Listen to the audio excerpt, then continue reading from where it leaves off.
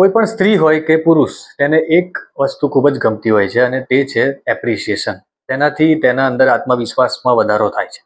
હમણાં એક કપલ આવ્યું કાઉન્સેલિંગ માટે મારી ક્લિનિકમાં અને મેં એ ભાઈને પૂછ્યું કે તમે તમારી વાઈફની એવી કોઈ સારી વસ્તુ 2 થી 3 મને જણાવો જે તમને ખૂબ ગમતી હોય ને જેનાથી તમે ઇમ્પ્રેસ હોય. તે વ્યક્તિએ એ 2-3 વસ્તુ જ્યારે કીધી ત્યારે એમની સાથે આવેલા એમના પત્નીને ઘણું શોકિંગ ફીલ થયું કે આ વસ્તુ આટલા વર્ષથી એટલે કે લગભગ એમના લગ્ન જીવનને 12 થી 15 વર્ષ જેટલો સમયગાળો થઈ ચૂક્યો હતો. તો આ વસ્તુ મને 12 થી 15 વર્ષની અંદર તમે મને નથી કીધી. આજે હું તમારા મોઢે સાંભળીને મને નવાઈ લાગે છે કે તમને મારા અંદર આ પ્લસ પોઈન્ટ દેખાતા હતા અને તમે આટલા વર્ષ સુધી મારી સાથે શેર કર્યા નથી. તો ક્યાંક ને ક્યાંક મિત્રો રિલેશનશિપમાં મેં જોયું છે, મારા અનુભવમાં પણ છે આ વસ્તુ કે આપણે આપણા પાર્ટનરના જ્યારે જરૂર હોય ત્યારે અને જ્યારે સમય મોકો હોય ત્યારે એપ્રિશિએટ નથી કરતા.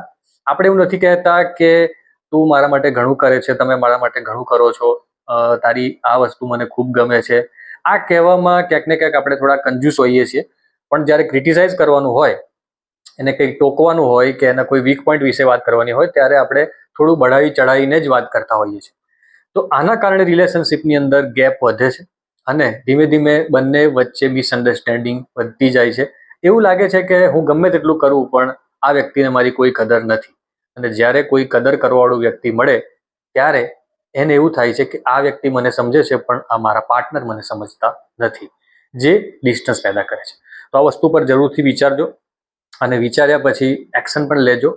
આવી જ જીવનને સમજતી, જીવનને સમૃદ્ધ બનાવતી અને જીવનને સરળ બનાવતી સાયકોલોજીને સમજવા માટે ફોલો જરૂરથી કરો. Thank you.